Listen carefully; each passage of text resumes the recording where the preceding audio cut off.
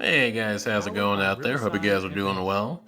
So today I'm going to be talking about a revered iconic classic film, which is Who Framed Roger Rabbit. But I'm not going to be talking about Roger Rabbit, the original film specifically. I'm going to be talking about more of the potential of a sequel for it because it's no secret that we live in the age of sequels and reboots and reimaginings and taking old IPs that should have ended, decades ago and bringing them back. So Roger Rabbit is definitely a movie that is pretty much up for consideration nowadays. Matter of fact, it's been up for consideration for a sequel for a while now, but I don't know. I feel like there might be more of a likelihood of a sequel to Roger Rabbit. Maybe not, in the immediate future, but I think somewhat in the future. And kind of thinking about what a modern Roger Rabbit sequel would look like is kind of interesting because this might be a hot take, and I'm sure it probably is. But I feel like, and this is the key, I feel like if it's done correctly, I think a modern Roger Rabbit sequel could be a superior product to the original one. Now, I say that for two reasons. I feel like the first reason that could be the case is that simply because of technology. I mean, the amount of advancement we've had in technology since Roger Rabbit came out 40 years ago is astronomical. And I feel like with the combination of that plus, there's tons of people out there who can make a good story if they actually got the right person for it, not just some generic writer to make a blank decent script. Not even a decent, just an okay script with a pretty much a blank canvas to start from. But if they actually got like a really good writer who actually was passionate about making a Roger Rabbit sequel, combine that with how we've had all the advancements in technology with filmmaking and even animation, it could be definitely a better film. I mean, I look at Cuphead, the original game, as a good example. I mean, that's a game that back in the 80s would have been impossible. The way that that game was made, and it was made using a lot of pretty much outdated, not even outdated, just relic uh, means of making animation from like back in the 40s and 50s. Like a lot of techniques that they used back then are just extinct. Like, because pretty much nobody uses them anymore. And so the fact that there could be a game like Cuphead made, which was not made by a blockbuster, major AAA studio, it was made by a small group of people with an unknown company. Matter of fact, to this day, Cuphead is the only game that MDHR has ever made. And so the fact that only a small group of people within the span of a few years could make that game, and it's actually just like Roger Rabbit, an homage to 40s and 50s animation. The fact that a small group of people could make that and make it as well as they did definitely shows that you could make a very good modern Roger Rabbit sequel. Whether it could be even like a game, like you could make a fantastic live action Roger Rabbit game, which would be, yeah, I think that'd be a pretty interesting game, like a noir type game. But anyways, going back to a sequel, like I do think that it could be a superior sequel. The problem is, I just don't know if the executives and the companies involved with making a Roger Rabbit 2 would be that interested in it because obviously it's been 40 years since the original has come out and a lot has changed with Warner Brothers and Disney and leadership and a lot of people that were really involved with making Roger Rabbit work and come together are not really in the same place. Like Steven Spielberg, he was a pretty central figure in getting Roger Rabbit made and getting the rights together and getting Warner Brothers and Disney together and kind of being that kind of unifying force of making everything come together. And right after Roger Rabbit came out, Steven Spielberg and Disney and Warner Brothers, their relationship dissolved, and Steven Spielberg went off to do his own thing, and Disney and Warner Bros. Went their own ways. And not that they're on bad terms, but it doesn't seem like Spielberg and Warner and Disney have ever really had that same relationship after that. They've just kind of gone their own separate ways and done their own projects. And so trying to kind of get this together would be kind of somewhat tricky, I think. Because the original had, and I might be wrong about this, it had pretty much only Disney and Warner Brothers characters, and that's kind of interesting because of where Warner Brothers is at. Because Warner Brothers is in a very strange situation when it comes to the Looney Tunes IP. And I don't know why Warner Brothers hates the Looney Tunes IP. I don't know if Bugs Bunny fucked David Zaslav's wife or what. I don't know what happened, but Warner Brothers, they passionately hate the Looney Tunes IP. And I feel like, I don't think this is even being conspiratorial. I really feel like Warner Brothers is trying to sabotage and kill the Looney Tunes IP. I'm convinced of that. That might sound hyperbolic, but I really feel like they are trying to do that. They are trying to either devalue the Looney Tunes franchise to the point where it's completely worthless, or they're trying to just completely mishandle this franchise to the point that they're just going to sell it for as much as they can to some other company, probably Disney, and be done with it. And so, considering that Warner Brothers is just on this warpath of just trying to destroy Looney Tunes, I don't even know if they would be interested in trying to do any type of partnership with Disney to have their characters show up in a Roger Rabbit film. Like, I don't even know if they would even want that or even care about that. Because, back in the day, I mean, really until, I don't know, I guess the last few years, it seemed like Warner Brothers, Warner Brothers, they've never, I wouldn't say never, but at least for the last 20 to 30 years, they haven't had the best handling of the Looney Tunes franchise. I mean, you go back to Space Jam, the original with Michael Jordan back in the 90s, and Back in Action, which I think is actually a really good film. It just was the victim of unfortunate circumstances and poor marketing. It just seems like Warner Brothers has never been able to really market and really utilize the Looney Tunes IP for a modern audience for the last 30 years. And I mean, Bugs Bunny and Daffy Duck, they're still popular, iconic characters, but they've kind of fallen from that iconic stature that they were at, because at one point Bugs and Mickey and really the majority of the main Looney Tunes cast were on the level, I'd say, of like a Donald Duck and Goofy. But now I feel like that's probably not the case. Like the Martian Manhunter, Tweety Bird, Sylvester, Foghorn, Pepe, characters like that, I feel like are not as popular or even known as they were, 10, 15, 30, 40, 50 years ago. And so, considering the Looney Tunes franchise has lost a significant amount of star power and a lot of its stature over the decades, and Warner Brothers, between mishandling and trying to kill the franchise, I have no idea if they'd even want to do a crossover. I don't know. That might sound weird, but I don't even know if Warner Brothers would want to even have their characters in any type of crossover team up event with Disney or anybody. Hell, at this point, I feel like they might just fucking sell the rights to Disney at some point. I mean, I feel like they're just a few years away from just flat out trying to sell this thing for fucking $10 to somebody. So that's one issue, is the rights. And that's been an issue since the original came out, about how would a sequel go and how would the rights have to be, how the rights have to go. Like, because I believe Disney owns Roger Rabbit, Jessica Rabbit, and Eddie Valiant. And I don't think Eddie Valiant is really, I mean, you could recast him, but I mean, Bob Hoskins as Eddie Valiant was just so perfect. I don't really see them being able to find anyone that could really fit that role. And honestly, I don't think that they would even really want to replace him, because they could just slot anyone into having the new human character. They really don't need Eddie Valiant for that role. But the other problem, I guess a few of the other problems, is more of storytelling and production, because one of the things that I really would be concerned about with a modern Roger Rabbit sequel is Disney not really having that same level of care into the animation. I mean, really, that's one of the things that makes this movie to this day still stand up, is how amazing the animation is. I mean, you look at that animation and it still holds up today.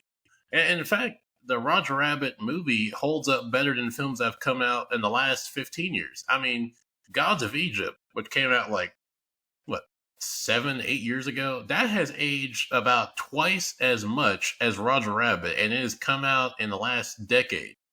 And yet it looks better than a lot of films that have come out in the last 10 years, and a lot of live action films and a lot of live action shorts that have come out. It looks better than a lot of them. And it's because they took a lot of care and passion into making the animation. And they also understood that, yeah, I recommend people look at the behind the scenes documentary of the making of Roger Rabbit, because they really stress in that documentary that the animation is what makes this work. If the animation does not work, or it's inadequate, or it doesn't quite work as it should, the whole thing falls apart. Doesn't matter how good the story is, doesn't matter how many characters you have in it, if the animation doesn't work, if the blending of the live action and the animation is not believable, it does not work. And I feel like today, Disney, considering that they've pretty much annihilated their 2D animated department, like, I mean, I don't even, I might be wrong about this, but I don't think that Disney has even made a full on 2D animated film in a while. Like, I think Wish was like some fucking hybrid of paint and 2D and 3D, some weird shit that they've been doing recently of like trying to blend what I call just cheap 2D 3D. It's this weird fusion of both, and it looks like an abomination of both. It looks like the worst of each. It looks like the worst at 3D and the worst at 2D, and it just ends up looking fucking disgusting. And so, considering that Disney really is not interested in making 2D animated films, or really just 2D animated, anything like hand drawn animation is something that Disney has pretty much fucking shed itself of like a fucking disease at this point. In a way, kind of like how Warner Brothers is trying to completely eradicate itself of Looney Tunes, Disney has tried to eradicate itself of hand drawn 2D animation. I mean, at one point, Disney had pretty much a very massive 2D animated department. Now I think they barely have one. I think they have one, but it's just like a fucking skeleton crew. It's barely anything, there. I mean, they don't even make enough, really traditional hand drawn projects to really have a sizable staff. So I don't think that they would really be that concerned. I think now they would just, probably slap on some, half ass 2D, 3D fusion and call it a day and get it done in a few months and call it that.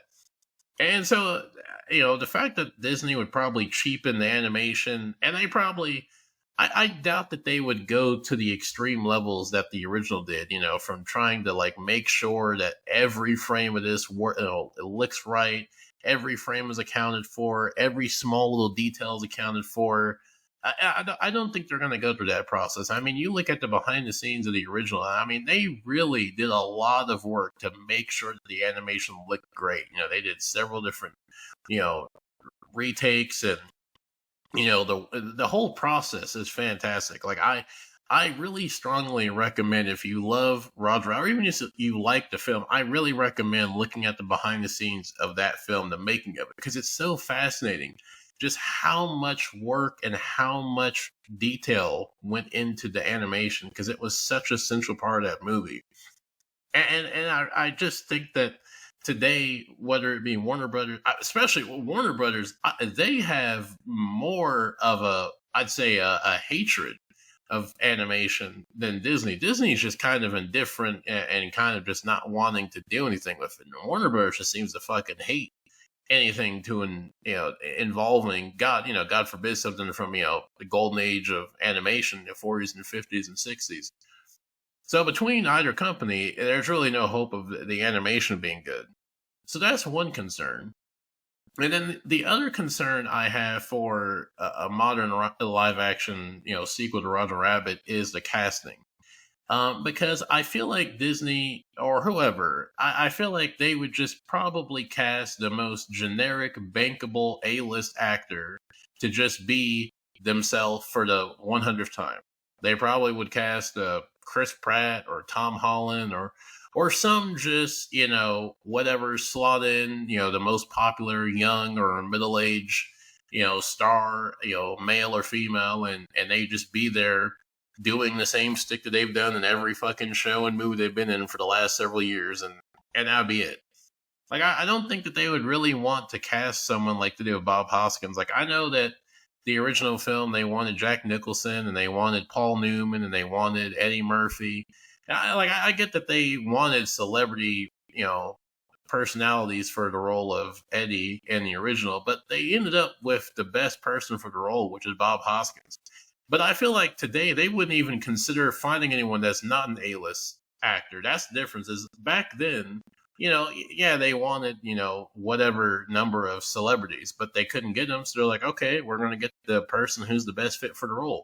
Today, I feel like they would just pay out however much money they needed to whatever celebrity just to be able to get them in the film. And they wouldn't even consider, a D list or E list. God forbid an actor is not even a household name or something like that. They wouldn't even consider that nowadays.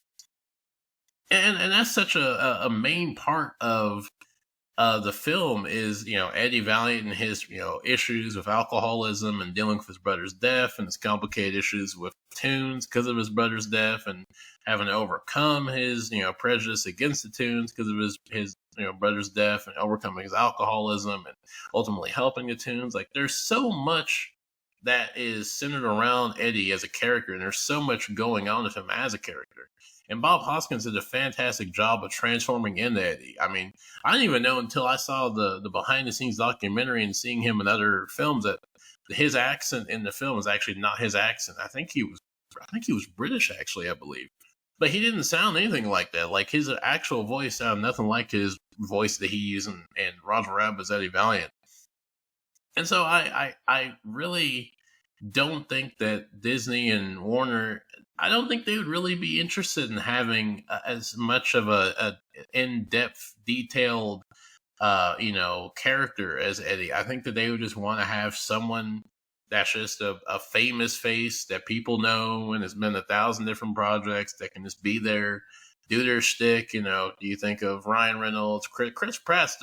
Chris Pratt's been the main one of just being in fucking everything and having the same voice, same mannerisms. I mean, him and Ryan Reynolds are kind of fucking getting neck and neck for just playing the same thing over and over again, and somehow, making it seem like it's something new to some people, which I don't know how, but nonetheless, that's something that I kind of would be concerned about as the casting. Is like I just don't think that they would really cast more for character opposed to just casting for who is the most bankable star that we can get, that we can put on the fucking trailer and the posters and advertise, hey, we got X and X and X and so and so and so and so so and so in this film, just to show how much star power is behind it, not about who's, an actual good part, is a good fit for this part.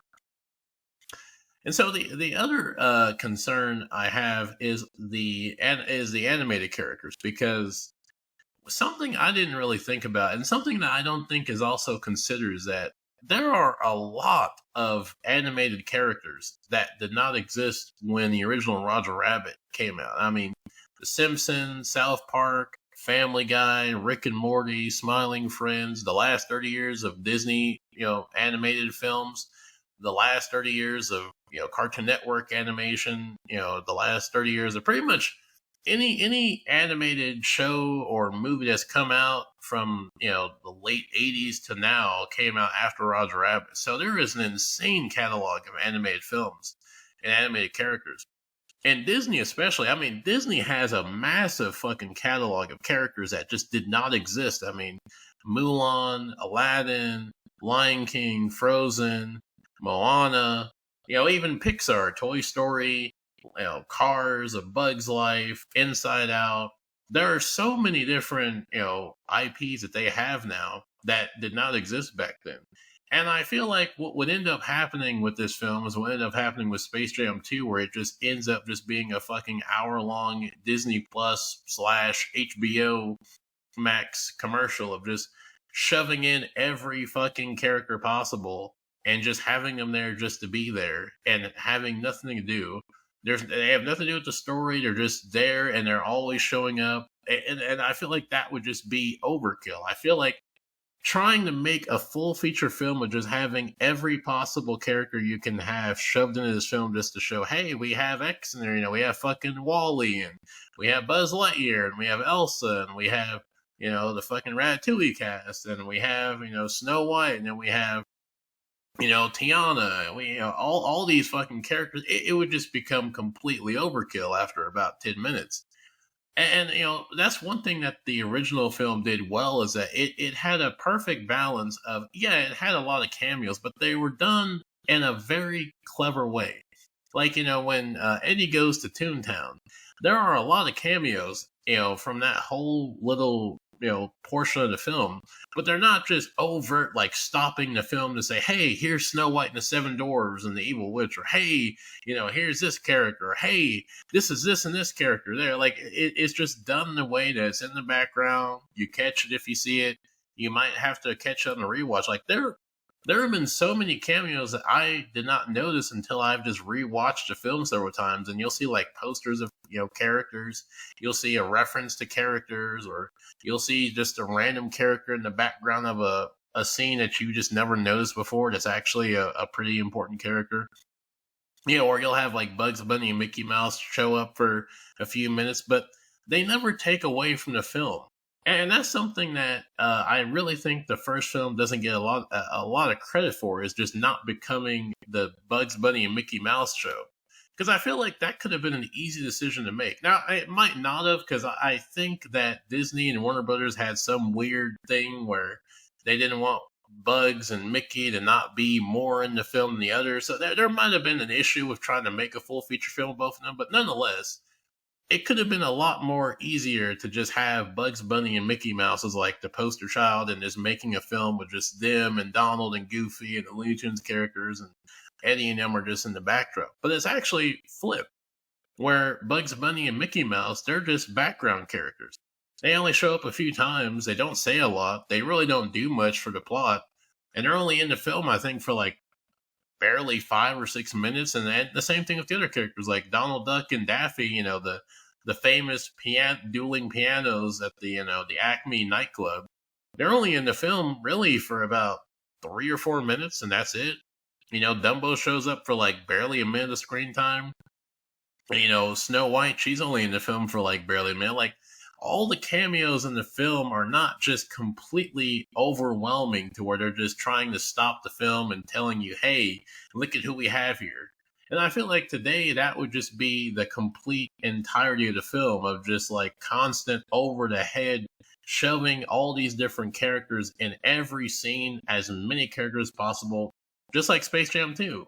Where in Space Jam 2, I don't know why in Space Jam you need fucking King Kong and the druids from A Clockwork Orange and fucking the Flintstones and Joker. Like, that, none of these characters need to be there. This is like, why are they there? They're just there because they're characters that are owned by, Warner. I forgot who made Space. Warner Bros. Warner Bros. Made Space Jam. But yeah, it's just pretty much properties owned by Warner Bros. And just pretty much say, hey, or order a subscription for HBO and all these other subscription services we have, so you can watch this show and that movie. Like, that's all it was. It was just a fucking commercial. Yeah, that was pretty much the majority of Space Jam 2. It was just an ad to sign up for HBO, and to sign up to watch all these other different movies and shows that Warner Brothers owns. And I feel like that would end up being the case with this movie, where it would just be a nonstop, just shoving all these different characters into each scene and knocking you over the head with, hey, here's Mickey Mouse, and here's Bugs Bunny, and here's Elsa, and here's Moana, and here's Riley and her emotions, and here's Olaf, and here's Simba, and there's Timon and Pumbaa, and and there goes Mushu with the cricket, and there goes Mulan, and that, hell, at this point, I wouldn't be surprised they fucking threw Sora in there from Kingdom Hearts with Riku and Kairi and fucking Organization 13. Why not throw them in there as well? Like, I feel like that would be the majority of the film, and combine that with just having just a bankable, just generic A-list actor, and then not having good animation. It just makes the recipe for a fucking terrible sequel to a very highly regarded, beloved, iconic classic.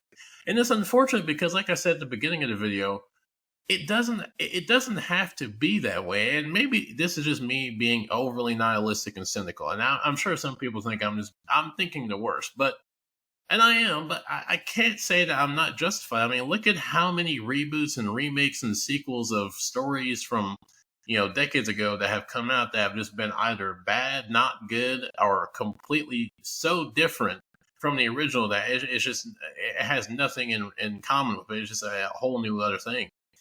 And I feel like with this, it would end up just being an abysmal sequel that nobody likes.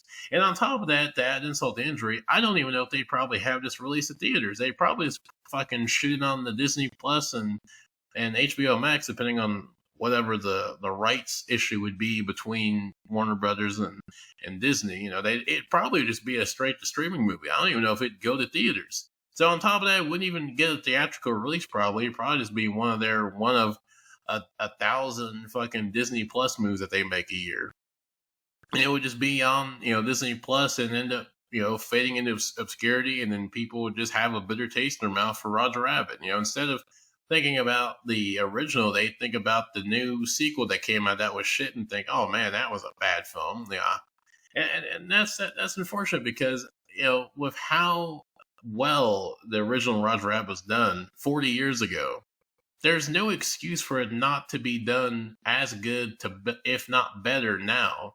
It's just the thing of I don't think any of these companies are really interested in doing that. Between Warner Brothers and Disney, one trying to kill off the Looney Tunes franchise and the other pretty much trying to completely distance itself from 2D animation as far as possible. I really don't know if there's any hope for a good Roger Rabbit sequel to be made. Like, I know that Robert Zemeckis, the director for the original film, he says that there's a script at Disney that's been there for about a decade now that is a good script that Disney is not going to make. And honestly, it might be for the best. I think that, I mean, I'm not really excited or advocating for a sequel to Roger Rabbit, but I think that if we never get, by some miracle, if somehow miraculously Roger Rabbit ends up without a sequel in the next 5 to 10 years, 15 years or so, that will be a godsend miracle. If somehow Roger Rabbit ends up never having a sequel, I'm fine with that. I'm perfectly fine with just having the shorts that came out and Roger Rabbit, the film, and that's it. I don't think it needs a sequel, and I don't think that a good to as good sequel to the original film would be possible. Maybe in the future, like maybe if Disney and Warner Brothers with entirely new management and a whole new pretty much a different company, like how Disney changed from 40 years ago to now, I feel like there'd have to be another equal change of Warner Brothers and Disney to maybe there'd be new management in place that will actually be able to have all the right components to come together to make a good Roger Rabbit sequel. But as it stands, I don't have too much faith in it. I don't think that it would end up being not only not good, but I think it would end up just being atrociously bad. And that might just be me just being overly nihilistic about it, but I don't have much hope for it. But with that said, I think I'm going to call it here and wrap this up. And until next time, I will see you guys later.